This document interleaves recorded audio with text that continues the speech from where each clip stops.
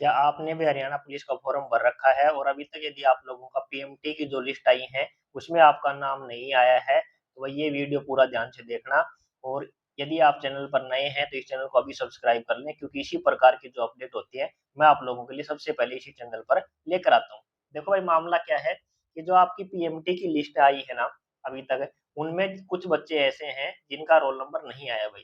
तो क्यों क्यों नहीं आया, उसका कारण है कि आपकी जो रिजर्व की जो कैटेगरी थी, जैसे आपकी ईडब्ल्यूएस है, बीसीबी, उनकी जो कट ऑफ थी आपकी वो जर्नल से ज्यादा चली गई। आप लोगों की जर्नल की आप देखा होगा, जर्नल की कट ऑफ आप लोगों की 52 गई है और ईडब्ल्यूएस की आपकी 71 गई है, बीसीबी की आपकी 69 कट ऑफ गई है।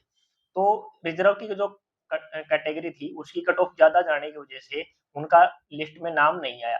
तो फिर उन्होंने क्या किया कि उन्होंने कोर्ट का रास्ता अपनाया, तो उन्होंने अपना जो कोर्ट केस कर दिया।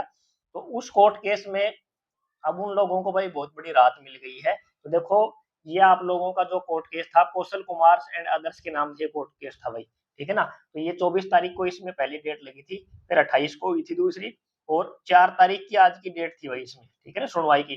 तो आज की जो 4 तारीख की डेट हुई है उसमें आपको 2 जुलाई नेक्स्ट डेट दे दी गई भैया। तो आपको 2 जुलाई को अगली सुनवाई होगी।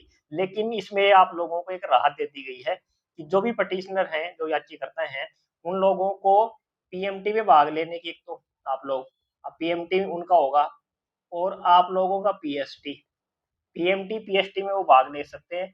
साथ में आपकी जो एग्जाम होगी ना उसमें भी भाग ले सकते हैं, यानी अस्थायी तौर पर उनको परमिशन दे दी गई।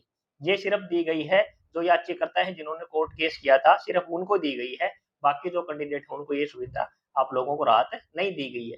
तो जो भी कैंडिडेट इसमें याचिकाकर्ता थे उन सबको भाई आपको राहत मिल गई है कि अब आपका जो पीएमटी की लिस्ट भी आएगी, आपका नंबर जो जो कैंडिडेट है उनका, और पीएचडी भी उनका होगा, और यदि जरूरत हुई तो आपकी एग्जाम भी हो उनकी होगी। लेकिन ये आपका अस्थायी है, यानी ये कोर्ट के अंडर ही रहेंगे भाई। और आप देख सकते हैं 2 जुलाई डेट दी है, तो इसका मतलब है आपका पीएचडी तो निश्चित हो जाएगा भाई, पीएमटी तभी हो रहे हैं, पीएचडी भी आपका निश्चित हो जाएगा। तो एग्जाम बचेगी, फिर कोर्ट का जो डिसीजन आएगा उसके अकॉर्डिंग जो डिसीजन आएगा उसमें एग्जाम में वो भाग ले सकते हैं या नहीं ले सकते, वो बाद की बात है। यदि एग्जाम भी इससे पहले हो जाती है तो एग्जाम में वो भाग ले सकते हैं, ठीक है ना। तो आपको बहुत बड़ी राहत मिल गई भाई कोर्ट से। और ये छोटी सी एक अपडेट थी, आप लोगों के साथ शेयर करना बहुत जरूरी था। तो मिलेंगे आपसे नेक्स्ट अपडेट में, यदि कोई और अपडेट आएगी। तब तक के लिए धन्यवाद।